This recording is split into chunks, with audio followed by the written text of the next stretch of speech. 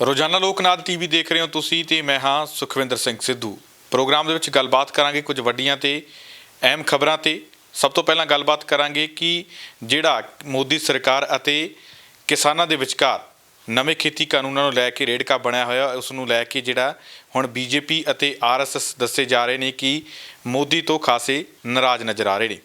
ਉਸ ਤੋਂ ਬਾਅਦ ਗੱਲਬਾਤ ਕਰਾਂਗੇ ਕਿ ਅੱਜ ਪ੍ਰਧਾਨ ਮੰਤਰੀ ਮੋਦੀ ਰਾਜ ਸਭਾ ਦੇ ਵਿੱਚ ਕਿਸਾਨਾਂ ਅਤੇ ਕਿਸਾਨ ਅੰਦੋਲਨ ਅਤੇ ਖੇਤੀ ਕਾਨੂੰਨਾਂ ਦੇ ਬਾਰੇ ਕੀ ਕੁਝ ਬੋਲੇ ਨੇ। ਉਸ ਤੋਂ ਬਾਅਦ ਕਿਸਾਨਾਂ ਦੇ ਉੱਪਰ ਇੱਕ ਖੂਨੀ ਹਮਲਾ ਵੀ ਹੋਇਆ, ਜਿਹਦੇ ਵਿੱਚ ਕੁਝ ਕਿਸਾਨ ਗੰਭੀਰ ਰੂਪ ਦੇ ਵਿੱਚ ਜ਼ਖਮੀ ਹੋਏ ਨੇ। ਇਸ ਮਾਮਲੇ ਤੇ ਗੱਲਬਾਤ ਕਰਾਂਗੇ ਤੇ ਉਸ ਤੋਂ ਬਾਅਦ ਗੱਲਬਾਤ ਕਰਾਂਗੇ ਕਿ ਨਵਜੋਤ ਸਿੰਘ ਸਿੱਧੂ ਦੀ ਜਿਹੜੀ ਕਾਂਗਰਸ ਹਾਈ ਕਮਾਨ ਦੇ ਨਾਲ ਮੁਲਾਕਾਤ ਹੋਈ ਹੈ, ਉਹਦੇ ਵਿੱਚ ਕੀ ਕੁਝ ਖਾਸ ਰਿਹਾ।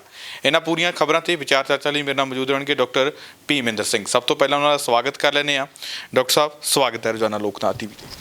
ਬਹੁਤ ਬਹੁਤ ਮਿਹਰਬਾਨੀ ਸੁਖਵਿੰਦਰ ਜੀ, ਸ਼ੁਕਰੀਆ। ਡਾਕਟਰ ਸਾਹਿਬ, ਸਭ ਤੋਂ ਪਹਿਲਾਂ ਸ਼ੁਰੂਆਤ ਜਿਹੜੀ ਹੈਗੀ ਆਪਾਂ ਇੱਥੋਂ ਕਰੀਏ ਕਿ ਹੁਣ ਮੋਦੀ ਨੂੰ ਇੱਕ ਹੋਰ ਵੱਡਾ ਝਟਕਾ ਲੱਗਦਾ ਹੋਇਆ ਨਜ਼ਰ ਆ ਰਿਹਾ, ਕਿਉਂਕਿ ਜਿਹੜਾ ਲੰਬੇ ਸਮੇਂ ਤੋਂ ਨਵੇਂ ਖੇਤੀ ਕਾਨੂੰਨਾਂ ਨੂੰ ਲੈ ਕੇ ਕਿਸਾਨਾਂ ਅਤੇ ਮੋਦੀ ਸਰਕਾਰ ਦੇ ਵਿਚਕਾਰ ਰੇੜਕਾ ਹੈ, ਉਹ ਰੇੜਕੇ ਤੋਂ ਹੁਣ ਬੀਜੇਪੀ ਅਤੇ ਆਰਐਸਐਸ ਦੇ ਜਿਹੜੇ ਸੀਨੀਅਰ ਲੀਡਰ ਨੇ ਆਰਐਸਐਸ ਦੇ, ਉਹ ਵੀ ਨਾਰਾਜ਼ ਹੁਣ ਜਾਪਦੇ ਨੇ ਕਿ ਮੋਦੀ ਨੂੰ ਇਸ ਦਾ ਖਮਿਆਜਾ ਭੁਗਤਣਾ ਪਊਗਾ। ਸੁਖਵਿੰਦਰ ਜੀ, ਸ਼ੁਰੂ ਤੋਂ ਹੀ ਜਦੋਂ ਤੋਂ ਇਹ ਲਗਭਗ 6-7 ਮਹੀਨੇ ਪਹਿਲਾਂ ਅੰਦੋਲਨ ਸ਼ੁਰੂ ਹੋਇਆ ਤਾਂ ਆਰਐਸਐਸ ਦੇ ਵੱਡੇ ਲੀਡਰਾਂ ਦਾ ਬਿਆਨ ਆਇਆ ਕਿ ਬੀਜੇਪੀ ਨੂੰ ਕਿਸਾਨਾਂ ਦੀ ਗੱਲ ਸੁਣਨੀ ਚਾਹੀਦੀ ਹੈ ਔਰ ਇਸ ਮਸਲੇ ਦਾ ਹੱਲ ਜਿਹੜਾ ਹੈਗਾ ਉਹ ਜਲਦੀ ਕੱਢਣਾ ਚਾਹੀਦਾ ਹੈ। ਪਰ ਬੀਜੇਪੀ ਨੇ ਉਸ ਬਿਆਨ ਦਾ ਕੋਈ ਬਹੁਤਾ ਉਹਨਾਂ ਦਾ ਨੋਟਿਸ ਨਹੀਂ ਲਿਆ ਤੇ ਨਤੀਜਾ ਇਹ ਹੋਇਆ ਕਿ ਲਗਾਤਾਰ ਇਹ ਸੰਘਰਸ਼ ਵੱਧਦਾ ਗਿਆ ਤੇ ਹੌਲੀ-ਹੌਲੀ ਕੁਝ ਖਾਸ ਲੀਡਰ, ਜਿਹਦੇ ਵਿੱਚ ਸੁਬਰਾਮਨੀਅਮ ਸਵਾਮੀ ਜੀ ਸੀਗੇ ਜਾਂ ਹੋਰ ਆਰਐਸਐਸ ਦਾ ਬੇਸ ਰੱਖਣ ਵਾਲੇ ਲੀਡਰ ਵੀ ਸਾਹਮਣੇ ਆਏ ਔਰ ਇੱਥੋਂ ਤੱਕ ਕਿ ਜਿਹੜੇ ਸਾਡੇ ਗ੍ਰਹਿ ਮੰਤਰੀ ਨੇ ਰਾਜਨਾਥ ਸਿੰਘ ਜੀ, ਉਹਨਾਂ ਦੇ ਬਿਆਨ ਵੀ ਰੱਖਿਆ ਮੰਤਰੀ ਉਹਨਾਂ ਦੇ ਬਿਆਨ ਵੀ ਤੁਸੀਂ ਦੇਖੋਗੇ ਕਿ ਲਗਭਗ ਕਿਸਾਨਾਂ ਦੇ ਪੱਖ 'ਚ ਆਏ ਔਰ ਉਹਨਾਂ ਨੇ ਕਿਹਾ ਕਿ ਖਾਸ ਤੌਰ 'ਤੇ ਸਿੱਖਾਂ ਬਾਰੇ ਉਹਨਾਂ ਨੇ ਕਿਹਾ ਕਿ ਸਿੱਖਾਂ ਨੂੰ ਅਸੀਂ ਕਦੇ ਵੀ ਹਿੰਦੁਸਤਾਨ ਤੋਂ ਵੱਖ ਨਹੀਂ ਦੇਖਦੇ ਔਰ ਸਿੱਖਾਂ ਦਾ ਮਾਣ ਸਤਿਕਾਰ ਇਸ ਮੁਲਕ ਦੇ ਵਿੱਚ ਰਹੇਗਾ। ਸੋ ਇੱਦਾਂ ਦੇ ਬਿਆਨ ਤੁਸੀਂ ਜਦੋਂ ਦੇਖੋਗੇ ਕਿ ਲਗਾਤਾਰ ਹੁਣ ਕੱਲ੍ਹ ਵੀ ਜਿਹੜਾ ਹੈਗਾ ਬਿਆਨ ਆਇਆ, ਇਸੇ ਤਰ੍ਹਾਂ ਉਮਾ ਭਾਰਤੀ ਹੋਰਾਂ ਦਾ ਬਿਆਨ ਆਉਂਦਾ ਹੈ। ਤੁਸੀਂ ਦੇਖੋਗੇ ਕਿ ਲਗਾਤਾਰ ਬੀਜੇਪੀ ਦੇ ਵਿੱਚ ਜਿਹੜਾ ਸੀਗਾ 1-2 ਲਾਈਨਾਂ ਜਿਹੜੀਆਂ ਨੇ ਉਹ ਖਿੱਚੀਆਂ ਜਾ ਰਹੀਆਂ ਨੇ ਔਰ ਇਸ ਤਰ੍ਹਾਂ ਦੇ ਜਿਹੜੇ ਲੀਡਰ ਸਾਹਿਬਾਨ ਨੇ ਹਰ ਰੋਜ਼ ਕੋਈ ਨਾ ਕੋਈ ਇਹ ਬਿਆਨ ਦੇ ਰਿਹਾ। ਇਹ ਮੈਨੂੰ ਲੱਗਦਾ ਕਿ ਇਹ ਚੰਗੀ ਗੱਲ ਹੈ ਕਿਸਾਨ ਮੋਰਚੇ ਦੇ ਲਈ ਜੇ ਇੱਦਾਂ ਦਾ ਕੋਈ ਬਿਆਨ ਆਉਂਦਾ ਹੈ। ਜੇ ਬੀਜੇਪੀ ਦੇ ਵਿੱਚੋਂ ਕੋਈ ਟੁੱਟ ਕੇ ਜਾਂ ਉਹਨਾਂ ਦੇ ਵਿਰੋਧ ਦੇ ਵਿੱਚੋਂ ਕੋਈ ਬਿਆਨ ਦੇ ਰਿਹਾ ਤਾਂ ਇਹ ਇਸ ਮੋਰਚੇ ਲਈ ਸ਼ੁਭ ਸ਼ਗਨ ਮੰਨਿਆ ਜਾਣਾ ਚਾਹੀਦਾ ਹੈ ਔਰ ਖ਼ਾਸ ਤੌਰ 'ਤੇ ਮੋਦੀ ਸਰਕਾਰ ਦੇ ਉੱਤੇ ਇੱਕ ਪ੍ਰੈਸ਼ਰ ਬਣਾਉਣ ਦੀ ਜਿਹੜੀ ਹੈਗੀ ਹੈ ਉਹ ਗੱਲ ਹੋ ਰਹੀ ਹੈ। ਇਸ ਤੋਂ ਇਲਾਵਾ ਵੀ ਤੁਸੀਂ ਦੇਖਿਆ ਹੋਵੇਗਾ ਕਿ ਮੋਦੀ ਸਾਹਿਬ ਨੇ ਇੱਕ ਬੜੇ ਜਿਹੜੇ ਨੇ ਅੱਜ ਬਿਆਨ ਦਿੱਤੇ ਨੇ, ਉੱਥੋਂ ਲੱਗ ਰਿਹਾ ਹੈ ਕਿ ਅਜੇ ਉਹਨਾਂ ਦਾ ਮੂਡ ਜਿਹੜਾ ਹੈਗਾ ਕਿਸਾਨਾਂ ਦੇ ਪ੍ਰਤੀ ਕੋਈ। ਜੇ ਗੱਲਬਾਤ ਕਰੀਏ ਤੇ ਵੀ ਆਪਾਂ ਆਉਂਦੇ ਹਾਂ, ਜਿਸ ਤਰੀਕੇ ਦੇ ਨਾਲ ਹੁਣ ਆਰਐਸਐਸ ਨੇ ਆਪਣੇ ਬਿਆਨ ਦੇਣੇ ਸ਼ੁਰੂ ਕੀਤੇ ਆ, ਥੋੜ੍ਹੇ ਕਿਸਾਨ ਅੰਦੋਲਨ ਦੇ ਹੱਕ ਦੇ ਵਿੱਚ ਜ਼ਰੂਰ ਲੱਗ ਰਹੇ ਆ, ਤਾਂ ਨਾਰਾਜ਼ ਵੀ ਦੱਸੀ ਜਾ ਰਹੀ ਹੈ ਆਰਐਸਐਸ ਥੋੜ੍ਹੀ ਜਿਹੀ ਮੋਦੀ ਤੋਂ। ਤਾਂ ਕਹਿੰਦੇ ਨੇ ਕਿ ਬੀਜੇਪੀ ਦੇ ਵਿੱਚ ਕਿਸ ਨੂੰ ਉੱਪਰ ਚੜਾਉਣਾ, ਕਿਸ ਨੂੰ ਥੱਲੇ ਲਾਉਣਾ, ਇਹ ਆਰਐਸਐਸ ਦੇਖਦੀ, ਆਰਐਸਐਸ ਤੈਅ ਕਰਦੀ ਹੈ ਕਿ ਜਿਸ ਤਰੀਕੇ ਦੇ ਨਾਲ ਹਾਲਾਤ ਚੱਲ ਰਹੇ ਨੇ, ਜੇ ਇੱਦਾਂ ਹੀ ਹਾਲਾਤ ਰਹੇ ਤਾਂ ਆਰਐਸਐਸ ਕੋਈ ਵੱਡਾ ਫੈਸਲਾ ਲੈ ਸਕਦੀ ਹੈ। ਦੇਖੋ, ਜਿਹੜੀ ਬੀਜੇਪੀ ਪਾਰਟੀ ਹੈ, ਪਹਿਲਾਂ ਤਾਂ ਇਹਦਾ ਆਪਾਂ ਨੂੰ ਸਟਰਕਚਰ ਸਮਝਣ ਦੀ ਲੋੜ ਹੈ ਕਿ ਹੈ ਕੀ ਹੈ ਇਹ ਬੀਜੇਪੀ ਹੈ ਕਿ ਅੱਜ ਤੋਂ ਲਗਭਗ ਆਪਾਂ ਕਹਿੰਦੇ 90 ਕੁ ਸਾਲ ਪਹਿਲਾਂ 1925 ਦੇ ਵਿੱਚ ਇੱਕ ਕਾਂਗਰਸ ਨਾਲੋਂ ਟੁੱਟ ਕੇ ਹਿੰਦੂ ਮਹਾਸਭਾ ਬਣਦੀ ਹੈ ਔਰ ਉਸ ਦਾ ਏਜੰਡਾ ਜਿਹੜਾ ਹੁੰਦਾ ਹੈ ਉਹ ਸੀਗਾ ਕਿ ਹਿੰਦੂ ਰਾਸ਼ਟਰਵਾਦ ਜਾਂ ਹਿੰਦੂਤਵ ਨੂੰ ਅੱਗੇ ਲੈ ਕੇ ਆਉਣਾ। ਸੋ ਉਹਦੇ ਕਾਰਨ ਬਹੁਤ ਸਾਰਾ ਜਿਹੜਾ ਸੀਗਾ ਕਾਂਗਰਸ ਨਾਲ ਟੁੱਟ ਕੇ ਜਿਹੜੇ ਸੀਗੇ ਲੋਕ ਉਹ ਵੱਖਰੇ ਸੋਚ ਜਿਨ੍ਹਾਂ ਦੀ ਸੀਗੀ ਔਰ ਉਹਨਾਂ ਨੂੰ ਲੱਗਦਾ ਸੀਗਾ ਕਿ ਜਿਹੜੀ ਕਾਂਗਰਸ ਹੈ ਇੱਕ ਉਦਾਰਵਾਦੀ ਪਾਰਟੀ ਬਣਦੀ ਜਾ ਰਹੀ ਹੈ ਔਰ ਇਹਦੇ ਵਿੱਚ ਵੱਖ-ਵੱਖ ਜਿਹੜੇ ਧਰਮਾਂ ਦੇ ਲੋਕ ਨੇ ਉਹ ਸ਼ਾਮਲ ਹੋ ਰਹੇ ਨੇ। ਪਰ ਜਿਹੜੀ ਇਹ ਹਿੰਦੂ ਮਹਾਸਭਾ ਸੀਗੀ, ਇਹਨੇ ਇੱਕ ਵੱਖਰੀ ਤਰ੍ਹਾਂ ਦੀ ਜਿਹੜੀ ਸੋਚ ਸੀਗੀ ਉਹ ਲੈ ਕੇ ਆਏ ਔਰ ਇਹਦੇ ਵਿੱਚ ਵੱਡੇ ਵੱਡੇ ਲੀਡਰ ਜਿਹੜੇ ਸੀ ਉਹ ਪੈਦਾ ਹੋਏ। ਸੋ ਉਦੋਂ ਤੋਂ ਲੈ ਕੇ ਆਰਐਸਐਸ ਬਣਨ ਤੱਕ ਤੁਸੀਂ ਦੇਖੋਗੇ ਕਿ ਇਹਨਾਂ ਦਾ ਜਿਹੜਾ ਏਜੰਡਾ ਹੈ ਉਹ ਇਹੀ ਹੈ ਕਿ ਹਿੰਦੁਸਤਾਨ ਨੂੰ ਹਿੰਦੀ, ਹਿੰਦੂ ਔਰ ਹਿੰਦੁਸਤਾਨ ਇਹ ਉਹਨਾਂ ਨੇ ਬਣਾਉਣ ਦੀ ਕੋਸ਼ਿਸ਼ ਕੀਤੀ ਕਿ ਇੱਕ ਭਾਸ਼ਾ ਹੋਵੇ ਔਰ ਇੱਕ ਹਿੰਦੁਸਤਾਨ ਜਿਹੜਾ ਹੈਗਾ ਉਹ ਇੱਕੋ ਰੰਗ ਦੇ ਵਿੱਚ ਰੰਗਿਆ ਜਾਏ। ਇਸੇ ਤਰ੍ਹਾਂ ਤੁਸੀਂ ਦੇਖਿਆ ਹੋਵੇਗਾ ਕਿ ਇਹਨਾਂ ਕਾਲੇ ਕਾਨੂੰਨਾਂ ਦੇ ਵਿੱਚ ਜਿਹੜਾ ਇੱਕ ਮੇਨ ਗੱਲ ਸਾਨੂੰ ਸਮਝ ਆਉਂਦੀ ਹੈ ਉਹ ਹੈਗਾ ਕਿ ਹਿੰਦੁਸਤਾਨ ਦੇ ਵਿੱਚ ਇੱਕੋ ਹੀ ਮੰਡੀ ਹੋਵੇ। ਇੱਕੋ ਹੀ ਮੰਡੀ ਦਾ ਮਤਲਬ ਉਹਨਾਂ ਦਾ ਇਹ ਹੈ ਕਿ ਇਸ ਪੂਰੇ ਹਿੰਦੁਸਤਾਨ ਨੂੰ ਉਹ ਜਿਹੜੇ ਉਹਨਾਂ ਦੇ ਪ੍ਰਾਈਵੇਟਾਈਜੇਸ਼ਨ ਹੈ ਖੇਤੀ ਦਾ, ਉਸ ਨੂੰ ਲਾਗੂ ਕਰਕੇ ਹਰ ਸੂਬੇ ਦੇ ਵਿੱਚ ਇੱਕੋ ਹੀ ਰੇਟ ਮਿਲੇ, ਯਾਨੀ ਕਿ ਇਹਨੂੰ ਪ੍ਰਾਈਵੇਟ ਹੱਥਾਂ 'ਚ ਦਿੱਤਾ ਜਾਏ। ਪ੍ਰਾਈਵੇਟ ਲੋਕ ਜਿਹੜੇ ਚਾਹੁੰਦੇ ਨੇ, ਜਿਵੇਂ ਤੁਹਾਨੂੰ ਯਾਦ ਹੋਏਗਾ ਕਿ ਜਿਵੇਂ ਪੈਟਰੋਲ ਨੂੰ, ਡੀਜ਼ਲ ਨੂੰ ਪ੍ਰਾਈਵੇਟ ਹੱਥਾਂ 'ਚ ਦਿੱਤਾ ਗਿਆ, ਉਹਦਾ ਨਤੀਜਾ ਅੱਜ ਆਪਾਂ ਦੇਖੋ ਕੀ ਭੁਗਤ ਰਹੇ ਹਾਂ ਕਿ ਜਦੋਂ ਤੋਂ ਸਾਡਾ ਜਿਹੜਾ ਭਾਰਤੀ ਪੈਟਰੋਲੀਅਮ ਹੈ ਜਾਂ ਹੋਰ ਡੀਜ਼ਲ ਹੈ, ਉਹ ਹਰ ਰੋਜ਼ ਉਹਦੀਆਂ ਕੀਮਤਾਂ ਉਤਰਾ ਚੜ੍ਹਾ ਰਹਿੰਦਾ ਔਰ ਨਤੀਜਾ ਇਹ ਹੁੰਦਾ ਕਿ ਅੱਜ ਲਗਭਗ 80-90 ਰੁਪਏ ਜਿਹੜਾ ਹੈਗਾ ਪੈਟਰੋਲ ਔਰ ਡੀਜ਼ਲ ਉਹਨਾਂ ਦਾ ਰੇਟ ਵੱਧ ਚੁੱਕਿਆ। ਮਤਲਬ ਕਹਿਣ ਤੋਂ ਭਾਵ ਹੈ ਵੀ ਜਦੋਂ ਇਹ ਸਰਕਾਰੀ ਕੰਟਰੋਲ ਦੇ ਅੰਡਰ ਸੀਗਾ ਪੈਟਰੋਲ ਤੇ ਡੀਜ਼ਲ, ਤਾਂ ਉਦੋਂ ਸਾਰੀਆਂ ਚੀਜ਼ਾਂ ਦੇ ਉੱਤੇ ਸਰਕਾਰ ਦਾ ਕੰਟਰੋਲ ਰਹਿੰਦਾ ਸੀਗਾ। ਪਰ ਅੱਜ ਤੁਸੀਂ ਦੇਖੋਗੇ ਕਿ ਜਦੋਂ ਤੋਂ ਉਹਨਾਂ ਨੇ ਪ੍ਰਾਈਵੇਟ ਹੱਥਾਂ 'ਚ ਦੇਤਾ ਇਹ ਸਾਰੀ ਚੀਜ਼, ਤਾਂ ਅੱਜ ਡੀਜ਼ਲ ਔਰ ਪੈਟਰੋਲ ਕਿੱਥੇ ਅਸਮਾਨਾਂ ਨੂੰ ਛੂ ਗਏ ਰੇਟ। ਇਹੀ ਚੀਜ਼ ਕੀ ਹੋਏਗਾ ਕਿ ਜਦੋਂ ਇਹ ਪ੍ਰਾਈਵੇਟ ਹੱਥਾਂ 'ਚ ਖੇਤੀ ਚਲੀ ਗਈ ਤਾਂ ਜਿਹੜੀ ਕਾਰਪੋਰੇਟ ਨੇ, ਅਡਾਨੀ ਅੰਬਾਨੀ ਨੇ, ਉਹ ਕੀ ਕਰਨਗੇ ਕਿ ਸਸਤੇ ਰੇਟ 'ਤੇ ਖਰੀਦ ਕੇ ਕਿਸਾਨਾਂ ਤੋਂ ਔਰ ਉਹਨਾਂ ਨੂੰ ਕੀ ਕਰਨਗੇ, ਇੱਕੋ ਹੀ ਪੂਰੇ ਹਿੰਦੁਸਤਾਨ ਦੇ ਵਿੱਚ ਇੱਕ ਮੰਡੀ ਦਾ ਉਹਨਾਂ ਦਾ ਮਤਲਬ ਹੈ ਕਿ ਅਸੀਂ ਆਪਣੇ ਮੁਤਾਬਕ, ਆਪਣੇ ਮੁਨਾਫੇ ਦੇ ਮੁਤਾਬਕ ਇੱਕੋ ਹੀ ਰੇਟ ਜਿਹੜੀ ਕਿ ਵੱਧ ਤੋਂ ਵੱਧ ਉਹਦੇ ਕਿਸਾਨਾਂ ਦਾ ਇਹੀ ਖਰਚਾ ਹੈ ਕਿ ਆਪਣੇ ਹਿਸਾਬ ਨਾਲ ਇਹ ਰੇਟ ਤੈਅ ਕਰਿਆ ਕਰਨਗੇ, ਆਪਣੇ ਹਿਸਾਬ ਨਾਲ ਜੇਕਰ ਘਟਾਉਣੇ ਹੋਇਆ ਕਰਨਗੇ ਤਾਂ ਬੰਦ ਕਰ ਦਿਆ ਕਰਨਗੇ, ਤਾਂ ਛੱਡ ਦਿਆ ਕਰਨਗੇ। ਇਹ ਤਾਂ ਚਲੋ ਠੀਕ ਹੈ। ਮੇਰਾ ਸਵਾਲ ਇਹ ਸੀ ਕਿ ਇਸ ਦੇ ਨਾਲ ਨੁਕਸਾਨ ਹੋਊਗਾ ਜੇਕਰ RSS ਨਾਰਾਜ਼ ਹੁੰਦੀ ਹੈ।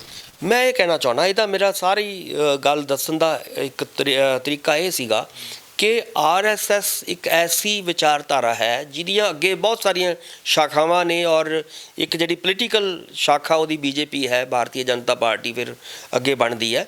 ਸੋ ਜੇ ਇਹ ਮੇਨ ਧੁਰਾ ਹਿਲਦਾ ਹੈ, ਜੇ ਮੇਨ ਧੁਰਾ ਉਹਨਾਂ ਦੇ ਖਿਲਾਫ ਜਾਂਦਾ ਹੈ, ਤਾਂ ਲਾਜ਼ਮੀ ਤੌਰ 'ਤੇ ਉਹਦਾ ਅਸਰ ਜਿਹੜਾ ਹੈਗਾ BJP ਸਰਕਾਰ ਦੇ ਉੱਤੇ ਪਏਗਾ ਹੀ ਪਏਗਾ। ਔਰ ਕਿਉਂਕਿ ਆਪਾਂ ਨੂੰ ਪਤਾ ਹੈ ਕਿ ਜਿੰਨੇ ਵੀ ਹੁਣ BJP ਦੇ ਪ੍ਰਧਾਨ ਲੱਗਦੇ ਨੇ, ਚਾਹੇ ਉਹ ਨੈਸ਼ਨਲ ਲੈਵਲ ਦੇ ਹੋਣ ਚਾਹੇ ਸਟੇਟਾਂ ਦੇ ਹੋਣ, ਉਹ RSS ਦੇ ਵਿੱਚੋਂ ਆ ਰਹੇ ਨੇ। ਸੋ ਆਪਾਂ ਮੋਦੀ ਸਾਹਿਬ ਬਾਰੇ ਵੀ ਪਤਾ ਹੈ ਕਿ ਮੋਦੀ ਸਾਹਿਬ ਜਾਂ ਸਾਡੇ ਗ੍ਰਹਿ ਮੰਤਰੀ ਅਮਿਤ ਸ਼ਾਹ ਜੀ ਹੋਣ ਜਾਂ ਹੋਰ ਲੋਕ ਹੋਣ, ਇਹਨਾਂ ਦੇ ਜਿਹੜੇ ਅੱਜ ਉੱਪਰ ਸਾਰੀ ਚੀਜ਼ ਨੂੰ ਕੰਟਰੋਲ ਕਰ ਰਹੇ ਨੇ, ਤਾਂ ਇਹ RSS ਦੇ ਕਿਤੇ ਨਾ ਕਿਤੇ ਨੁਮਾਇੰਦੇ ਰਹੇ ਨੇ। ਸੋ ਮੇਰਾ ਮਤਲਬ ਹੈ ਕਿ ਜੇ RSS ਦੀ ਇਹ ਬਿਆਨਬਾਜ਼ੀ ਹੋ ਰਹੀ ਸ਼ੁਰੂ ਹੋ ਗਈ ਹੈ, ਤਾਂ ਲਾਜ਼ਮੀ ਤੌਰ 'ਤੇ ਇਹ ਅਸਰ ਜਿਹੜਾ ਹੈਗਾ BJP ਦੀ ਜਿਹੜੀ ਪੋਲਿਟਿਕਸ ਹੈ ਉਹਦੇ ਉੱਤੇ ਪਏਗਾ, ਜ਼ਰੂਰ ਪਏਗਾ। ਤਾਂ ਅੱਜ ਦੇਸ਼ ਦੇ ਪ੍ਰਧਾਨ ਮੰਤਰੀ ਨਰਿੰਦਰ ਮੋਦੀ ਰਾਜ ਸਭਾ ਦੇ ਵਿੱਚ ਬੋਲੇ ਨੇ। ਉਹਨਾਂ ਦੇ ਵੱਲੋਂ ਸਿੱਖਾਂ ਦੇ ਪ੍ਰਤੀ ਹੋਏ ਪੁਰਾਣੇ ਦੰਗਿਆਂ ਦੇ ਪ੍ਰਤੀ, ਸਿੱਖਾਂ ਦੇ ਦੁੱਖਾਂ ਦੇ ਪ੍ਰਤੀ, ਕਿਸਾਨ ਅੰਦੋਲਨ ਪ੍ਰਤੀ ਤੇ ਖਾਸ ਕਰਕੇ ਕਾਨੂੰਨਾਂ 'ਤੇ ਵੀ ਬਹੁਤ ਕੁਝ ਕਿਹਾ ਗਿਆ। ਤੁਸੀਂ ਕਿਵੇਂ ਦੇਖਦੇ ਹੋ ਕਿ ਬੇਸ਼ੱਕ ਇੱਕ ਤਰੀਕੇ ਦਾ ਮੈਸੇਜ ਦਿੱਤਾ ਗਿਆ ਨਰਿੰਦਰ ਮੋਦੀ ਦੇ ਵੱਲੋਂ ਕਿ ਹਾਲੇ ਵੀ ਸਰਕਾਰ ਕਾਨੂੰਨਾਂ ਤੋਂ ਪਿੱਛੇ ਹਟਣ ਲਈ ਤਿਆਰ ਨਹੀਂ, ਬੇਸ਼ੱਕ ਅੰਦੋਲਨ ਕਿੱਡੇ ਵੀ ਮਰਜ਼ੀ ਪੱਧਰ 'ਤੇ ਪਹੁੰਚ ਕੇ ਹੋਵੇ, ਤਾਂ ਦੂਜੇ ਪਾਸੇ ਸਿੱਖਾਂ ਨੂੰ ਮੋਹਣ ਦੀ ਕੋਸ਼ਿਸ਼ ਵੀ ਕੀਤੀ ਗਈ ਹੈ, ਸਿੱਖਾਂ ਨੂੰ ਭਰਮਾਉਣ ਦੀ ਕੋਸ਼ਿਸ਼ ਵੀ ਕੀਤੀ ਗਈ ਹੈ। ਕਿਵੇਂ ਦੇਖਦੇ ਹੋ ਨਰਿੰਦਰ ਮੋਦੀ ਦੀ ਇਸ ਰਾਜਨੀਤੀ? ਦੇਖੋ, ਮੇਰਾ ਖਿਆਲ ਹੈ ਕਿ ਸਿੱਖ ਹੁਣ ਖਾਸ ਤੌਰ 'ਤੇ ਮੋਦੀ ਦੀ ਜਾਂ BJP ਦੀ ਜਿਹੜੀ ਪੋਲਿਟਿਕਸ ਹੈ ਅੰਦਰੂਨੀ, ਉਹਨੂੰ ਬਹੁਤ ਚੰਗੀ ਤਰ੍ਹਾਂ ਸਮਝ ਚੁੱਕੇ ਨੇ। ਉਹ ਇਸ ਲਈ ਸਮਝ ਚੁੱਕੇ ਨੇ ਕਿਉਂਕਿ 26 ਵਾਲੀ ਘਟਨਾ ਜਿਵੇਂ ਇਹਨੂੰ 84 ਬਣਾਉਣ ਦੀ ਕੋਸ਼ਿਸ਼ ਕੀਤੀ ਗਈ ਔਰ ਲੋਕਾਂ ਦੇ ਵਿੱਚ ਦੁਫਾੜ ਪਾਉਣ ਦੀ ਕੋਸ਼ਿਸ਼ ਕੀਤੀ ਗਈ ਔਰ ਸਿੱਖਾਂ ਨੂੰ ਰਾਸ਼ਟਰ ਵਿਰੋਧੀ ਦਿਖਾਉਣ ਦੀ ਕੋਸ਼ਿਸ਼ ਕੀਤੀ ਗਈ, ਸਿੱਖਾਂ ਨੂੰ ਕਦੇ ਖਾਲਿਸਤਾਨੀ ਨਾਲ ਜੋੜਿਆ ਗਿਆ, ਕਦੇ ਉਹਨਾਂ ਨੂੰ ਪਾਕਿਸਤਾਨ ਨਾਲ ਜੋੜਨ ਦੀ ਕੋਸ਼ਿਸ਼ ਕੀਤੀ ਗਈ। ਸੋ ਇਸ ਤਰ੍ਹਾਂ ਦੇ ਜਿਹੜੇ ਇਲਜ਼ਾਮ ਲਗਾਤਾਰ BJP ਸਿੱਖਾਂ ਦੇ ਉੱਤੇ ਲਾ ਰਹੀ ਸੀਗੀ, ਉਹਨਾਂ ਦਾ ਪਰਦਾਫਾਸ਼ 26 ਤੋਂ ਬਾਅਦ ਵੀ ਸ਼ੁਰੂ ਹੋ ਗਿਆ ਔਰ ਉਹ ਲਗਾਤਾਰ ਲੋਕ ਜਿਹੜੇ ਨੇ ਹੁਣ ਸਮਝ ਚੁੱਕੇ ਨੇ ਕਿ BJP ਜਿਹੜੀ ਹੈਗੀ ਹੈ ਉਹ ਸਿੱਖਾਂ ਦੇ ਕਦੇ ਵੀ ਮਤਲਬ ਉਹਨਾਂ ਦੇ ਲਈ ਫਾਇਦੇਮੰਦ ਨਹੀਂ ਹੋ ਸਕਦੀ ਔਰ ਉਹਨਾਂ ਨੂੰ ਉਹ ਦੁਫਾੜ ਕਰਕੇ ਉਹਨਾਂ ਦੇ ਵਿੱਚ ਵੰਡੀਆਂ ਪਾ ਕੇ ਆਪਣਾ ਰਾਜ ਸਥਾਪਿਤ ਕਰਨਾ ਚਾਹੁੰਦੀ ਹੈ। ਸੋ ਇਸ ਕਰਕੇ ਮੋਦੀ ਸਾਹਿਬ ਦਾ ਅੱਜ ਜਿਹੜੇ ਮਗਰਮੱਛ ਦੇ ਉਹਨਾਂ ਨੇ ਹੰਝੂ ਵਹਾਏ ਨੇ ਸਿੱਖਾਂ ਦੇ ਪ੍ਰਤੀ। ਮੈਨੂੰ ਲੱਗਦਾ ਕਿ ਸਭ ਡਰਾਮੇਬਾਜ਼ੀ ਹੈ, ਸਭ ਜੁਮਲੇਬਾਜ਼ੀ ਹੈ। ਉਹਨਾਂ ਲੋਕ ਜਿਹੜੇ ਨੇ ਉਹਨਾਂ ਦੇ ਇਦਾਂ ਦੇ ਬਿਆਨਾਂ 'ਚ ਫਸਣ ਵਾਲੇ ਨਹੀਂ ਹੈਗੇ। ਪਰ ਲੋਕ ਇਸ ਵੇਲੇ ਇਹ ਵੀ ਚਾਹੁੰਦੇ ਨੇ ਕਿ ਭਾਈ ਕਿਸਾਨ ਜਿਹੜੇ ਨੇ ਪਿਛਲੇ ਲੰਮੇ ਸਮੇਂ ਤੋਂ ਠੰਡ ਦੇ ਵਿੱਚ ਜਾਂ ਵਿਚਾਰੇ ਬਹੁਤ ਬਜ਼ੁਰਗ ਕੋਈ ਜਾਂ ਬੱਚੇ ਜਿਹੜੇ ਨੇ, ਸਾਡੀਆਂ ਧੀਆਂ ਭੈਣਾਂ ਜਿਹੜੀਆਂ ਨੇ ਸੜਕਾਂ 'ਤੇ ਬੈਠੀਆਂ ਨੇ, ਉਹਨਾਂ ਦੇ ਮਸਲੇ ਕਿਉਂ ਨਹੀਂ ਹੱਲ ਹੁੰਦੇ। ਜੇ ਮੋਦੀ ਸਾਹਿਬ ਚਾਹੁੰਦੇ, ਅੱਜ ਉਹਨਾਂ ਤੋਂ ਉਮੀਦ ਸੀ ਕਿ ਉਹ ਇਹਨਾਂ ਦੇ ਮਸਲੇ ਹੱਲ ਕਰਦੇ, ਕਿਸਾਨਾਂ ਦੀ ਗੱਲ ਸੁਣਦੇ। ਜਿਹੜਾ ਉਸ ਦਿਨ ਉਹਨਾਂ ਨੇ ਕਿਹਾ ਸੀਗਾ ਕਿ ਮੈਂ ਇੱਕ ਫ਼ੋਨ ਕਾਲ ਦੀ ਦੂਰੀ 'ਤੇ ਹਾਂ, ਅੱਜ ਉਹਨਾਂ ਨੂੰ ਉਹ ਫ਼ੋਨ ਦੱਸਣਾ ਚਾਹੀਦਾ ਸੀਗਾ, ਉਹ ਫ਼ੋਨ 'ਤੇ ਉਹਨਾਂ ਨੂੰ ਬੁਲਾਉਣਾ ਚਾਹੀਦਾ ਸੀਗਾ। ਉਹ ਕਿਉਂ ਨਹੀਂ ਬੁਲਾ ਰਹੇ, ਇਹਦਾ ਮੈਨੂੰ ਗੱਲ ਨਹੀਂ ਸਮਝ ਆ ਰਹੀ। ਕਿਉਂਕਿ ਇਹ ਅੰਦੋਲਨ ਜਿਹੜਾ ਹੁਣ ਇੱਕ ਨਾਰਥ ਇੰਡੀਆ ਤੋਂ ਹੁਣ ਇਹ ਅੱਗੇ ਵੱਧ ਰਿਹਾ ਹੈ, ਇਹ ਪੂਰੇ ਹਿੰਦੁਸਤਾਨ ਦੇ ਵਿੱਚ ਫੈਲ ਰਿਹਾ ਹੈ। ਇਸ ਕਰਕੇ ਕਿਸਾਨਾਂ ਦੀ ਜਿਹੜੀ ਗੱਲਬਾਤ ਹੈ ਮੋਦੀ ਸਾਹਿਬ ਨੂੰ ਸੁਣਨੀ ਚਾਹੀਦੀ ਸੀ, ਨਾ ਕਿ ਆਪਣੀ ਜਿਹੜੀ ਜੁਮਲੇਬਾਜ਼ੀ ਹੈ ਇਹ ਕਹਿ ਕੇ ਕਿ ਮੈਂ ਤਾਂ ਸਿੱਖਾਂ ਦਾ ਹਮਦਰਦ ਹਾਂ ਜਾਂ ਇਹ ਸਰਕਾਰ ਜਿਹੜਾ ਹੈਗਾ ਸਿੱਖਾਂ ਦੀ ਇੱਜ਼ਤ ਮਾਨ ਕਰਦੀ ਹੈ। ਉਹ ਕਿੰਨਾ ਕੁ ਕਰਦੀ ਹੈ, ਉਹ ਪ੍ਰੈਕਟੀਕਲੀ ਕੀ ਕਰਨਾ ਚਾਹੁੰਦੇ ਨੇ, ਇਹਦੇ ਬਾਰੇ ਉਹ ਐਕਸਪੋਜ਼ ਹੋ ਚੁੱਕੇ ਨੇ, ਬੀਜੇਪੀ ਐਕਸਪੋਜ਼ ਹੋ ਚੁੱਕੀ ਹੈ। ਔਰ 26 ਵਾਲੀ ਘਟਨਾ ਤੋਂ ਬਾਅਦ ਤਾਂ ਬਿਲਕੁਲ ਹੀ ਇਹ ਸਾਰਾ ਪਤਾ ਲੱਗ ਗਿਆ ਕਿ ਅੰਦਰੋਂ ਇਹ ਕਿੰਨਾ ਸਿੱਖਾਂ ਦੇ ਨਾਲ ਮਤਲਬ ਵਫਾਦਾਰੀ ਨਿਭਾ ਸਕਦੇ ਨੇ। ਸੋ ਇਹ ਸਾਰੀਆਂ ਚੀਜ਼ਾਂ ਹੁਣ ਐਕਸਪੋਜ਼ ਹੋ ਚੁੱਕੀਆਂ ਨੇ। ਇੱਕ ਪੰਜਾਬ ਦੀ ਘਟਨਾ ਸਾਹਮਣੇ ਆਈ ਹੈ ਲਹਿਰਾ ਬੇਗਾ ਦੇ ਟੋਲ ਪਲਾਜ਼ੇ ਤੋਂ, ਹੈ ਕਿ ਉੱਥੇ ਕਿਸਾਨਾਂ ਦੇ ਉੱਪਰ ਇੱਕ ਖੂਨੀ ਹਮਲਾ ਕੀਤਾ ਗਿਆ ਹੈ। ਉਹਦੇ ਵਿੱਚ ਪੁਲਿਸ ਮੁਲਾਜ਼ਮ ਹੈ ਕਿ ASI ਵੀ ਜ਼ਖਮੀ ਦੱਸਿਆ ਜਾ ਰਿਹਾ। ਕਿਵੇਂ ਦੇਖਦੇ ਹੋ ਕਿ ਇੰਨੇ ਵੱਡੇ ਪੱਧਰ 'ਤੇ ਅੰਦੋਲਨ ਹੋਵੇ, ਪੰਜਾਬ ਦੇ ਵਿੱਚ ਚੋਣਾਂ ਵੀ ਚੱਲ ਰਹੀਆਂ ਨੇ, ਤਾਂ ਖਾਸ ਤੌਰ 'ਤੇ ਮੁੱਖ ਮੰਤਰੀ ਦੇ ਵੱਲੋਂ ਵੀ ਇਹ ਵੀ ਗੱਲ ਕਹੀ ਗਈ ਸੀ ਕਿ ਕਿਸਾਨ ਅੰਦੋਲਨ ਦੇ ਦੌਰਾਨ ਪੰਜਾਬ ਦੇ ਵਿੱਚ ਪੂਰੀ ਤਰ੍ਹਾਂ ਦੇ ਨਾਲ ਸ਼ਾਂਤਮਈ ਰਹਿਣੀ ਚਾਹੀਦੀ ਹੈ, DGP ਨੂੰ ਹੁਕਮ ਦਿੱਤੇ ਗਏ ਸੀ। ਤਾਂ ਕਿਤੇ ਨਾ ਕਿਤੇ ਖਾਮੀ ਜ਼ਰੂਰ ਨਜ਼ਰ ਆਉਂਦੀ ਹੈ, ਕਿਉਂਕਿ ਰਾਤਾਂ ਨੂੰ ਟੋਲ ਪਲਾਜ਼ੇ 'ਤੇ ਸੜਕਾਂ 'ਤੇ ਕਿਸਾਨ ਪਏ ਨੇ ਪੰਜਾਬ ਦੇ ਵਿੱਚ। ਜੇਕਰ ਉਹਨਾਂ ਦੀ ਸੁਰੱਖਿਆ ਨਹੀਂ ਤਾਂ ਰਾਤ ਨੂੰ ਕੋਈ ਵੀ ਆ ਕੇ ਗੱਡੀ ਚੜ੍ਹਾ ਸਕਦਾ ਉਹਨਾਂ 'ਤੇ। ਤਾਂ ਕਿਵੇਂ ਦੇਖਦੇ ਹੋ ਕਿ ਸੁਰੱਖਿਆ ਹੋਣੀ ਚਾਹੀਦੀ ਹੈ ਉਹਨਾਂ ਦੀ? ਜਿਸ ਤਰੀਕੇ ਦੇ ਨਾਲ ਕਿਰਚਾਂ ਨਾਲ ਹਮਲੇ ਕੀਤੇ ਗਿਆ ਤਾਂ ਕੱਲ੍ਹ ਨੂੰ ਕੋਈ ਵੀ ਮੰਦਭਾਗੀ ਘਟਨਾ ਵਾਪਰ ਸਕਦੀ ਹੈ। ਸੁਖਵਿੰਦਰ ਜੀ ਦੇਖੋ, ਜਿੱਥੋਂ ਤੱਕ ਇਸ ਘਟਨਾ ਦਾ ਸੰਬੰਧ ਹੈ, ਇੱਕ ਬਹੁਤ ਹੀ ਮੰਦਭਾਗੀ ਹੈ ਔਰ ਇਹ ਨਹੀਂ ਸੀ ਵਾਪਰਨਾ ਚਾਹੀਦਾ। ਖਾਸ ਤੌਰ 'ਤੇ ਪੰਜਾਬ ਦੇ ਵਿੱਚ ਮੈਂ ਪੰਜਾਬ ਦਾ ਜ਼ਿਕਰ ਇਸ ਲਈ ਕਰ ਰਿਹਾ ਕਿਉਂਕਿ ਸਾਰੇ ਕਿਸਾਨੀ ਅੰਦੋਲਨ ਦੀ ਜਿਹੜੀ ਸ਼ੁਰੂਆਤ ਹੋਈ ਹੈ, ਜਿਹਦਾ ਧੁਰਾ ਰਿਹਾ ਹੈ, ਅੱਜ ਵੀ ਧੁਰਾ ਹੈ, ਉਹ ਪੰਜਾਬ ਹੀ ਹੈ। ਜੇ ਪੰਜਾਬ ਦੇ ਵਿੱਚ ਕੋਈ ਇੱਦਾਂ ਦੀਆਂ ਘਟਨਾਵਾਂ ਵਾਪਰਦੀਆਂ ਨੇ ਤਾਂ ਲਾਜ਼ਮੀ ਤੌਰ 'ਤੇ ਇਹ ਸੋਚਣ ਦੀ ਗੱਲ ਹੈ। ਔਰ ਇਹਦੇ ਵਿੱਚ ਸਾਡੇ ਮੁੱਖ ਮੰਤਰੀ ਸਾਹਿਬ ਦੀ ਜ਼ਿੰਮੇਵਾਰੀ ਇਹ ਬਣਦੀ ਹੈ ਕਿ ਉਹ ਸਾਡੀਆਂ ਜਿੰਨੀਆਂ ਵੀ ਫੋਰਸਿਸ ਨੇ ਜਾਂ ਹੋਰ ਏਜੰਸੀਆਂ ਨੇ ਉਹਨਾਂ ਨੂੰ ਸਤਰਕ ਕਰੇ, ਉਹਨਾਂ ਨੂੰ ਚੇਤੰਨ ਕੀਤਾ ਜਾਣਾ ਚਾਹੀਦਾ ਤਾਂ ਕਿ ਇੱਦਾਂ ਦੀ ਕੋਈ ਆਉਣ ਵਾਲੇ ਸਮੇਂ ਦੇ ਵਿੱਚ ਕੋਈ ਜਿਹੜੀ ਹੈਗੀ ਆ ਭਵਿੱਖ ਦੇ ਵਿੱਚ ਕੋਈ ਘਟਨਾ ਨਾ ਵਾਪਰੇ। ਸੋ ਇਸ ਕਰਕੇ ਸਾਡੀਆਂ ਜਿੰਨੀਆਂ ਚਾਹੇ ਪੁਲਿਸ ਹੈ ਚਾਹੇ ਉਹ ਹੋਰ ਏਜੰਸੀਆਂ ਨੇ, ਉਹਨਾਂ ਦੀ ਡਿਊਟੀ ਜਿਹੜੀ ਹੈਗੀ ਆ ਉਹ ਸਖਤ ਹੋਣੀ ਚਾਹੀਦੀ ਹੈ ਇਸ ਵੇਲੇ, ਕਿਉਂਕਿ ਇਹ ਇੱਕ ਸਿਰ ਧੜ ਦੀ ਬਾਜ਼ੀ ਲੱਗੀ ਹੋਈ ਆ ਪੰਜਾਬ ਦੀ। ਪੰਜਾਬ ਕਿਉਂਕਿ ਮੋਹਰੀ ਰੋਲ ਅਦਾ ਕਰ ਰਿਹਾ ਹੈ। ਪੰਜਾਬ ਦੇ ਵਿੱਚ ਕੋਈ ਇੱਦਾਂ ਦੀ ਥੋੜ੍ਹੀ ਮੋਟੀ ਵੀ ਜੀ ਘਟਨਾ ਵਾਪਰਦੀ ਹੈ, ਇਹਦੇ ਨਾਲ ਇੱਕ ਕਿਸਾਨ ਅੰਦੋਲਨ ਨੂੰ ਬੜਾ ਵੱਡਾ ਨੁਕਸਾਨ ਜਿਹੜਾ ਹੈਗਾ ਆਉਣ ਵਾਲੇ ਸਮੇਂ ਦੇ ਵਿੱਚ ਹੋ ਸਕਦਾ ਹੈ, ਉਹਨਾਂ ਦਾ ਮੋਰਲ ਡਾਊਨ ਹੋ ਸਕਦਾ ਹੈ। ਇਸ ਕਰਕੇ ਕਿਸਾਨਾਂ ਨੂੰ ਚੜ੍ਹਦੀ ਕਲਾ ਦੇ ਵਿੱਚ ਰੱਖਣ ਦੇ ਲਈ ਇਹ ਬਹੁਤ ਹੀ ਇਸ ਵੇਲੇ ਇੱਕ ਅਹਿਮ ਰੋਲ ਅਦਾ ਕਰਨਾ ਬਣਦਾ ਗੌਰਮੈਂਟ ਦੇ ਦੁਆਰਾ, ਕਿਉਂਕਿ ਸਰਕਾਰ ਜਿਹੜੀ ਹੈਗੀ ਹੈ, ਸਰਕਾਰ ਨੇ ਇੱਕ ਪੰਜਾਬ ਨੂੰ ਮਤਲਬ ਆਪਾਂ ਨੂੰ ਪਤਾ ਹੈ ਕਿ ਪਿਛਲੇ ਲੰਮੇ ਸਮੇਂ ਤੋਂ ਸਰਕਾਰ ਖਾਸ ਤੌਰ 'ਤੇ ਕਾਂਗਰਸ ਦਾ ਜਿਹੜਾ ਯੋਗਦਾਨ ਹੈ ਉਹ ਇਹੀ ਰਿਹਾ ਕਿ ਅਸੀਂ ਪੰਜਾਬ ਦੇ ਵਿੱਚ ਚਾਹੇ ਉਹ ਰੇਲਾਂ ਰੋਕਣ ਦਾ ਗੱਲ ਹੋਵੇ, ਚਾਹੇ ਹੋਰ ਜਿਹੜੇ ਸੀਗੇ ਬੰਦ ਕਰਨ ਦਾ ਗੱਲ ਹੋਵੇ, ਜਾਂ ਕੋਈ ਵੀ ਜਦੋਂ ਵੀ ਕਿਸਾਨ ਕੋਈ ਮੁੱਦਾ ਚੁੱਕਦੇ ਸੀਗੇ, ਕਿਸਾਨ ਕੋਈ ਆਪਣਾ ਮੋਰਚਾ ਖੋਲ੍ਹਦੇ ਸੀ ਤਾਂ ਜਿਹੜੀ ਸਰਕਾਰ ਹੈ ਉਹਨਾਂ ਦੇ ਨਾਲ ਮੋਢਾ ਜੋੜ ਕੇ ਖੜ੍ਹਦੀ ਸੀ। ਪਰ ਜਦੋਂ ਇੱਦਾਂ ਦੀਆਂ ਘਟਨਾਵਾਂ ਵਾਪਰਦੀਆਂ ਨੇ ਤਾਂ ਜ਼ਰੂਰ ਕੋਈ ਨਿਰਾਸ਼ਾ ਹੁੰਦੀ ਹੈ ਅਤੇ ਸਰਕਾਰ ਨੂੰ ਇਹ ਕਦਮ ਜਿਹੜੇ ਨੇ, ਜਿਵੇਂ ਤੁਸੀਂ ਕਿਹਾ ਕਿ ਇਹ ਚੁੱਕਣੇ ਚਾਹੀਦੇ ਨੇ। ਕੋਈ ਅਗਲੇ ਸਮੇਂ ਦੇ ਵਿੱਚ ਇਹ ਕੋਈ ਇੱਦਾਂ ਦੀਆਂ ਘਟਨਾਵਾਂ ਨਹੀਂ ਵਾਪਰਨੀਆਂ ਚਾਹੀਦੀਆਂ। ਪੰਜਾਬ ਦੀ ਪੋਲਿਟਿਕਸ ਦੀ ਗੱਲ ਕਰੀਏ ਤਾਂ ਕਾਂਗਰਸ ਦੇ ਸੀਨੀਅਰ ਲੀਡਰ ਨਵਜੋਤ ਸਿੰਘ ਸਿੱਧੂ ਦੀ ਅੱਜ ਮੁਲਾਕਾਤ ਕਾਂਗਰਸ ਹਾਈ ਕਮਾਨ ਦੇ ਨਾਲ ਹੋਈ ਹੈ। ਮੁਲਾਕਾਤ ਦੇ ਦੌਰਾਨ ਜਾਂ ਮੁਲਾਕਾਤ ਤੋਂ ਪਹਿਲਾਂ ਇਹ ਕਿਆਸਰਾਈਆਂ ਲਗਾਈਆਂ ਜਾ ਰਹੀਆਂ ਸੀ ਜਦੋਂ ਇਹ ਖਬਰ ਫੈਲੀ ਕਿ ਹੋ ਸਕਦਾ ਹੈ ਕਿ ਨਵਜੋਤ ਸਿੰਘ ਸਿੱਧੂ ਜਿਹੜੇ ਹੈਗੇ ਆ ਪੰਜਾਬ ਦੀ ਪੋਲਿਟਿਕਸ ਤੋਂ ਇੱਕ ਪਾਸੇ ਹੋਏ ਪਏ ਨੇ, ਜਿਹੜੇ ਬੇਸ਼ੱਕ ਉਹ ਸਮੇਂ-ਸਮੇਂ 'ਤੇ ਆਪਣੀ ਵੀਡੀਓ ਪਾਉਂਦੇ ਰਹਿੰਦੇ ਨੇ ਪਰ ਉਹਦੇ ਵਿੱਚ ਕਾਂਗਰਸ ਦਾ ਕਿਤੇ ਵੀ ਜ਼ਿਕਰ ਨਹੀਂ ਆਉਂਦਾ, ਤਾਂ ਉਹ ਇੱਕ ਕੋਨੇ 'ਤੇ ਲੱਗੇ ਪਏ ਨੇ। ਹੋ ਸਕਦਾ ਕਿ ਨਵਜੋਤ ਸਿੰਘ ਸਿੱਧੂ ਨੂੰ ਕੋਈ ਵੱਡੀ ਜ਼ਿੰਮੇਵਾਰੀ ਮਿਲ ਸਕਦੀ ਹੈ। ਪਰ ਮੀਟਿੰਗ ਤੋਂ ਬਾਅਦ ਜਿਵੇਂ ਹੀ ਖਬਰ ਸਾਹਮਣੇ ਆਈ ਕਿ ਨਵਜੋਤ ਸਿੰਘ ਸਿੱਧੂ ਨੂੰ ਕਿਸੇ ਜ਼ਿੰਮੇਵਾਰੀ ਜਾਂ ਉਹਦੇ ਪ੍ਰਤੀ ਕੋਈ ਇਸ ਦੇ ਵਿੱਚ ਮੀਟਿੰਗ ਨਹੀਂ ਹੋਈ, ਨਾ ਪੰਜਾਬ ਕਾਂਗਰਸ ਦਾ ਕੋਈ ਮਸਲਾ ਇਹਦੇ ਵਿੱਚ ਵਿਚਾਰਿਆ ਗਿਆ, ਪਰ ਗੱਲ ਇਹ ਹੋਈ ਹੈ ਸਿਰਫ ਕਿਸਾਨੀ ਮੁੱਦੇ ਦੇ ਉੱਪਰ ਕਾਂਗਰਸ ਹਾਈ ਕਮਾਨ ਦੇ ਨਾਲ ਸਿੱਧੂ ਦੀ ਮੁਲਾਕਾਤ ਹੋਈ ਹੈ। ਪਰ ਦੇਖਣ ਵਾਲੀ ਗੱਲ ਇਹ ਹੈ ਕਿ ਜੇਕਰ ਗੱਲਬਾਤ ਹੀ ਕਾਂਗਰਸ ਹਾਈ ਕਮਾਨ ਨੇ ਕਰਨੀ ਸੀ ਤਾਂ ਕਿ ਮੁੱਖ ਮੰਤਰੀ ਦੇ ਨਾਲ ਕਰਨੀ ਬਣਦੀ ਸੀ। ਚਲੋ ਕਰ ਵੀ ਸਕਦੇ ਉਹਨਾਂ ਦੀ ਗੱਲ ਆਪਣੀ ਮਰਜ਼ੀ ਹੈ ਕਿ ਕਿਹਦੇ ਨਾਲ ਕਰਨੀ ਹੈ, ਪਰ ਫਿਰ ਵੀ ਕਿਤੇ ਨਾ ਕਿਤੇ ਛੁਪਾਉਣ ਦੀ ਕੋਸ਼ਿਸ਼ ਹੋ ਸਕਦੀ ਹੈ ਕਿ ਸਿੱਧੂ ਦੇ ਨਾਲ ਕੀ ਗੱਲਬਾਤ ਹੋਈ ਹੈ ਜਾਂ ਵਾਕਈ ਹੀ ਜਿਹੜੀ ਕਿਸਾਨ ਮੁੱਦੇ 'ਤੇ ਗੱਲਬਾਤ ਹੋਈ ਹੋਵੇਗੀ। ਦੇਖੋ, ਜਿਹੜੇ ਨਵਜੋਤ ਸਿੱਧੂ ਨੇ ਉਹਨਾਂ ਦੇ ਬਾਰੇ ਜ਼ਰੂਰ ਸਾਨੂੰ ਜਿਹੜੇ ਭਰਮ ਭੁਲੇਖੇ ਨੇ ਉਹ ਦੂਰ ਹੋਣੇ ਚਾਹੀਦੇ ਨੇ। ਆਪਣੇ ਦਰਸ਼ਕਾਂ ਨੂੰ ਮੈਂ ਜ਼ਰੂਰ ਦੱਸਣਾ ਚਾਹਾਂਗਾ ਕਿ ਇਸ ਵੇਲੇ ਪੰਜਾਬ ਦੀ ਕਾਂਗਰਸ ਪਾਰਟੀ ਦੇ ਵਿੱਚ ਜਿਹੜੇ ਮੁੱਖ ਦੋ ਧੜੇ ਸਾਹਮਣੇ ਸਾਨੂੰ ਦਿਖਾਈ ਦੇ ਰਹੇ ਨੇ। ਇੱਕ ਧੜਾ ਹੈ ਅਮਰਿੰਦਰ ਦਾ ਧੜਾ, ਕੈਪਟਨ ਅਮਰਿੰਦਰ ਮੁੱਖ ਮੰਤਰੀ ਸਾਹਿਬ ਦਾ, ਤੇ ਦੂਸਰਾ ਵੱਡਾ ਧੜਾ ਹੈ ਸਿੱਧੂ ਸਾਹਿਬ ਦਾ, ਨਵਜੋਤ ਸਿੱਧੂ ਹੋਰਾਂ ਦਾ। ਔਰ ਲਗਾਤਾਰ ਕੋਸ਼ਿਸ਼ ਹੋ ਰਹੀ ਹੈ ਕਿ ਕਦੇ ਨਵਜੋਤ ਸਿੱਧੂ ਜੀ, ਤੁਹਾਨੂੰ ਯਾਦ ਹੋਏਗਾ ਕਿ ਆਪਣੇ ਜਿਹੜੇ ਉਹਨਾਂ ਦੇ ਪ੍ਰਸ਼ੰਸਕ ਨੇ ਉਹਨਾਂ ਦੇ ਵਿੱਚ ਬਹੁਤ ਪੋਪੂਲਰ ਰਹੇ ਨੇ ਉਹ, ਔਰ ਪੰਜਾਬ ਦੇ ਵਿੱਚ ਇੱਕ ਨਵੀਂ ਤਰ੍ਹਾਂ ਦੀ ਸੋਚ ਨੂੰ ਲੈ ਕੇ ਉਹਨਾਂ ਨੇ ਕੋਸ਼ਿਸ਼ ਕੀਤੀ ਕਿ ਇੱਦਾਂ ਦੀ ਜਿਹੜੀ ਹੈਗੀ ਹੈ ਖਾਸ ਤੌਰ 'ਤੇ ਜਿਹੜੇ ਨੌਜਵਾਨ ਨੇ ਉਹਨਾਂ ਨੂੰ ਮੈਂ ਪਿੱਛੇ ਲਾਵਾਂ, ਪਰ ਕੈਪਟਨ ਧੜੇ ਨੇ ਉਹਨਾਂ ਦੇ ਪੈਰ ਨਹੀਂ ਲੱਗਣ ਦਿੱਤੇ। ਔਰ ਮੈਂ ਇੱਥੇ ਵੀ ਗੱਲ ਸਪਸ਼ਟ ਕਰਨੀ ਜ਼ਰੂਰੀ ਹੈ ਕਿ ਜਿੰਨੀ ਦੇਰ ਪੰਜਾਬ ਦੇ ਮੁੱਖ ਮੰਤਰੀ ਕੈਪਟਨ ਅਮਰਿੰਦਰ ਸਿੰਘ ਜੀ ਨੇ, ਉਨੀ ਦੇਰ ਉਹ ਕੈਪਟਨ ਆਪਣਾ ਸਿੱਧੂ ਸਾਹਿਬ ਦੇ, ਨਵਜੋਤ ਸਿੱਧੂ ਦੇ ਪੈਰ ਨਹੀਂ ਲੱਗਣ ਦੇਣਗੇ। ਇਹਦੇ 'ਚ ਕੋਈ ਦੋ ਰਾਵਾਂ ਨਹੀਂ ਹੈਗੀਆਂ।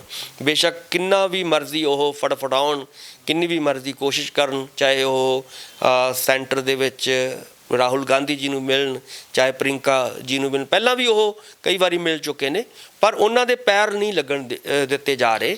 ਤੁਸੀਂ ਦੇਖੋਗੇ ਕਿ ਲਗਾਤਾਰ ਉਹ ਕੋਸ਼ਿਸ਼ ਕਰ ਰਹੇ ਨੇ ਕਿ ਮੈਂ ਇੱਥੇ ਜਿਹੜਾ ਹੈਗਾ, ਕਦੇ ਉਹ ਉਪ ਮੁੱਖ ਮੰਤਰੀ ਦੇ ਤੌਰ 'ਤੇ ਉਹਨਾਂ ਦਾ ਨਾਮ ਉਭਾਰਿਆ ਜਾਂਦਾ ਹੈ, ਕਦੇ ਉਹਨਾਂ ਨੂੰ ਇਹ ਵੀ ਆਫਰ ਕੀਤੀ ਜਾਂਦੀ ਹੈ ਕਿ ਜਿਹੜਾ ਪੁਰਾਣਾ ਤੁਹਾਡਾ ਉਹ ਖੋਇਆ ਗਿਆ ਉਹਨਾਂ ਤੋਂ ਮਿਨਿਸਟਰੀ, ਉਹ ਉਹਨਾਂ ਨੂੰ ਵਾਪਸ। ਹਾਂ, ਤੁਸੀਂ ਦੇਖੋਗੇ ਉਹਨਾਂ ਨੂੰ ਅਜੇ ਤੱਕ ਤਾਂ ਬਿਲਕੁਲ ਇਹ ਅਜੇ ਤੱਕ ਤਾਂ ਉਹਨਾਂ ਨੂੰ ਮਤਲਬ ਨਾ ਤਾਂ ਕਦੇ ਪ੍ਰਧਾਨਗੀ ਬਾਰੇ ਸੋਚਿਆ ਜਾ ਸਕਦਾ ਹੈ, ਨਾ ਉਹਨਾਂ ਨੂੰ ਇੱਥੋਂ ਤੱਕ ਮਿਨਿਸਟਰੀ ਵੀ ਜਿਹੜੀ ਹੈਗੀ ਹੈ ਉਹ ਵੀ ਉਹਦੇ ਲਈ ਵੀ ਤਰਸਾਇਆ ਜਾ ਰਿਹਾ ਹੈ। ਸੋ ਕਹਿਣ ਦਾ ਮਤਲਬ ਇਹੀ ਹੈ ਕਿ ਜਿੰਨੀ ਦੇਰ ਕੈਪਟਨ ਸਾਹਿਬ ਔਰ ਕੈਪਟਨ ਦਾ ਧੜਾ ਹਾਵੀ ਹੋਏਗਾ ਪੰਜਾਬ ਦੀ ਸਰਕਾਰ ਦੇ ਵਿੱਚ, ਤਾਂ ਉਨੀ ਦੇਰ ਨਵਜੋਤ ਸਿੱਧੂ ਜੀ ਦਾ ਦਾਲ ਗਲਣੀ ਮੁਸ਼ਕਲ ਹੈ। ਇੱਦਾਂ ਹੀ ਉਹ ਚੱਲੀ ਜਾਊਗਾ। ਹੌਲੀ ਹੌਲੀ ਵਿਚਾਰੇ ਜਿਹੜੇ ਨੇ, ਜਦੋਂ ਹੁਣ ਕਿਉਂਕਿ ਅਗਲੇ ਸਾਲ ਇਲੈਕਸ਼ਨਾਂ ਆ ਰਹੀਆਂ ਨੇ, ਸੋ ਇਲੈਕਸ਼ਨਾਂ ਤੱਕ ਹੋ ਸਕਦਾ ਹੈ ਕਿ ਉਹ ਨਵੀਂ ਕੋਈ ਪਾਰੀ ਬਾਰੇ ਖੇਡਣ ਬਾਰੇ ਸੋਚਣ। ਪਰ ਨਵਜੋਤ ਸਿੰਘ ਸਿੱਧੂ ਦੇ ਨਾਲ ਕਿਸਾਨ ਅੰਦੋਲਨ ਦੇ ਬਾਰੇ ਕਾਂਗਰਸ ਹਾਈਕਮਾਨ ਵੱਲੋਂ ਸੱਦ ਕੇ ਚਰਚਾ ਕਰਨੀ, ਇਹ ਕੀ ਮੈਸੇਜ ਦਿੰਦਾ ਹੈ? ਦੇਖੋ, ਇਹ ਤਾਂ ਹੁਣ ਉਹਨਾਂ ਨੇ ਇੱਕ ਖਬਰ ਬਣਾ ਲਈ, ਕਿਉਂਕਿ ਹੋ ਸਕਦਾ ਕਿ ਉਹ ਤਾਂ ਆਪਣੀ ਸੋਚ ਰਹੇ ਨੇ ਕਿ ਮੇਰਾ ਕੀ ਬਣੇਗਾ, ਮੇਰਾ ਫਿਊਚਰ ਕੀ ਹੈ। ਉਹਨਾਂ ਨੂੰ ਇਸ ਵੇਲੇ ਨਵਜੋਤ ਸਿੱਧੂ ਜੀ ਨੂੰ ਫਿਕਰ ਇਹੀ ਲੱਗਿਆ ਹੋਇਆ ਹੈ ਕਿ ਹੁਣ ਸਾਰੀ ਚੀਜ਼ ਬੀਤ ਰਹੀ ਹੈ, ਇਲੈਕਸ਼ਨਾਂ ਨੇੜੇ ਆ ਰਹੀਆਂ ਨੇ, ਕਿ ਮੇਰੇ ਬਾਰੇ ਸੋਚਿਆ ਜਾਏ। ਇਸ ਲਈ ਮੈਨੂੰ ਲੱਗਦਾ ਕਿ ਇੱਕ ਬੇਨਤੀ ਕਰਨ ਆਇਆ ਉਹ ਆਪਣੇ ਹਾਈ ਕਮਾਂਡ ਕੋਲੇ। ਹੋਰ ਇਸ ਤੋਂ ਵੱਧ ਕੋਈ ਮੈਨੂੰ ਨਜ਼ਰ ਨਹੀਂ ਆਏ। ਤਾਂ ਇੱਕ ਬਹਾਨਾ ਉਹਨਾਂ ਨੇ, ਕਿਉਂਕਿ ਇਸ ਵੇਲੇ ਚੱਲ ਰਿਹਾ ਹੈ ਕਿਸਾਨ ਅੰਦੋਲਨ 'ਚ ਸਿੱਧੂ ਸਾਹਿਬ ਦਾ ਰੋਲ ਆਪਾਂ ਨੂੰ ਪਤਾ ਹੀ ਆ, ਕੋਈ ਬਹੁਤਾ ਕੋਈ ਉਹ ਇਹ ਤਾਂ ਹੈ ਨਹੀਂ ਕਿ ਉਹ ਉੱਥੇ ਜਾ ਕੇ ਸਿੱਧੇ ਤੌਰ 'ਤੇ ਉਹ ਕੋਈ ਇਹਦੇ 'ਚ ਪਾਰਟੀਸਪੇਟ ਉਹਨਾਂ ਨੇ ਕੀਤੀ ਹੈ। ਪਰ ਮੈਨੂੰ ਨਹੀਂ ਲੱਗਦਾ ਕਿ ਜਿੰਨੀ ਦੇਰ ਕੈਪਟਨ ਅਮਰਿੰਦਰ ਸਿੰਘ ਜੀ ਦੇ ਹੱਥ ਕਮਾਂਡ ਹੈ ਪੰਜਾਬ ਦੀ, ਉਨੀ ਦੇਰ ਉਹਨਾਂ ਦਾ ਪੰਜਾਬ ਦੇ ਵਿੱਚ ਘੱਟੋ ਘੱਟ, ਮੈਂ ਨਹੀਂ ਕਹਿੰਦਾ ਵੀ ਜੇ ਹਾਈ ਕਮਾਂਡ ਕਾਂਗਰਸ ਦੀ ਚਾਹੇ ਤਾਂ ਪੰਜਾਬ ਤੋਂ ਬਾਹਰ ਕੱਢ ਕੇ ਕਿਤੇ ਹੋਰ ਸੂਬੇ ਦੇ ਵਿੱਚ ਉਹਨਾਂ ਨੂੰ ਭੇਜ ਦੇਵੇ, ਉਹ ਵੱਖਰੀ ਗੱਲ ਹੈ।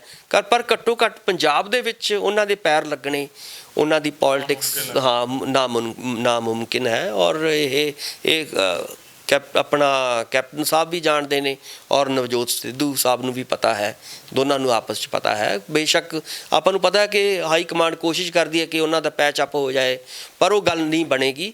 ਇਹ ਸੰਭਵ ਨਹੀਂ ਹੈ। ਇੱਕ ਮਿਆਨ 'ਚ ਦੋ ਤਲਵਾਰਾਂ ਕਦੇ ਰਹਿੰਦੀਆਂ ਨਹੀਂ ਹੁੰਦੀਆਂ। ਸੋ ਇਹੀ ਮੈਂ ਗੱਲ ਕਰਾਂਗਾ। ਗੱਲਬਾਤ ਕਰਨ ਲਈ ਧੰਨਵਾਦ। ਬਹੁਤ ਬਹੁਤ ਸ਼ੁਕਰੀਆ। ਮੈਂ ਫਿਰ ਆਖੀਰ ਦੇ ਵਿੱਚ ਆਪਣੀ ਗੱਲ ਕਹਾਂਗਾ ਕਿ ਆਓ ਆਪਾਂ ਹੁਣ, ਕਿਉਂਕਿ ਸਾਰੇ ਨੂੰ ਪਤਾ ਹੈ ਕਿ ਇਸ ਵੇਲੇ ਜਿਹੜਾ ਕਿਸਾਨੀ ਦਾ ਸੰਘਰਸ਼ ਹੈ ਬਹੁਤ ਉਤਾਂਹ ਜਾ ਚੁੱਕਿਆ ਹੈ ਔਰ ਲਗਾਤਾਰ ਲੋਕ ਇਸ ਨਾਲ ਜੁੜ ਰਹੇ ਨੇ।